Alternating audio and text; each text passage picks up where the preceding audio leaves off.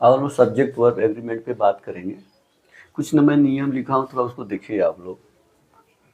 Note है, यदि एक वर्ब के दो फॉर्म की जरूरत पड़े तो दोनों फॉर्म का प्रयोग करें। एक फॉर्म से वाक्य का सेंस पूरा नहीं हो सकता है।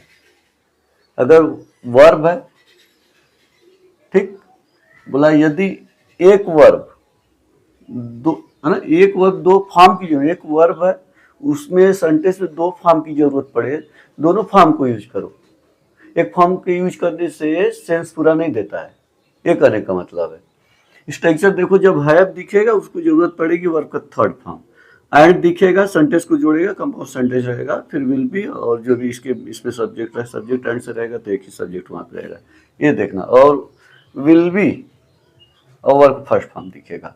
जैसे आई हैव नेवर, अब यहाँ पे and will never be an opportunist, अवसरवादी, अपॉर्चुनिस्ट, अपॉर्चुनिस्ट मतलब अवसरवादी, जिसको मौका मिलता है उससे अवसरवादी बोलते हैं।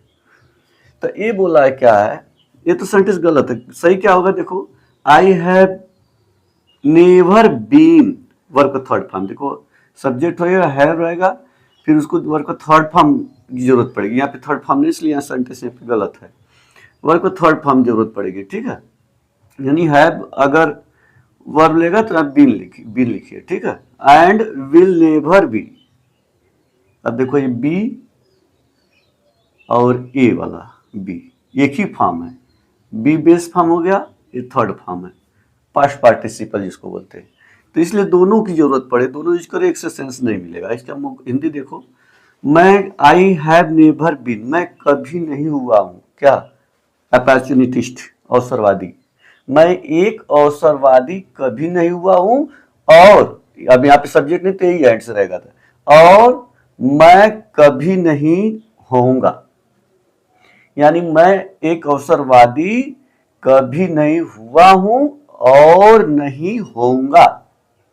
तो आप लोग ध्यान देना, ऐसे सेंटेंस रहेगा तो बी रहेगा, तो यहाँ पे देखो, यहाँ पे थर्ड फॉर्म लगा, बी लगाइए, यही सेंटेंस है, ऐसे करके दिखा देगा।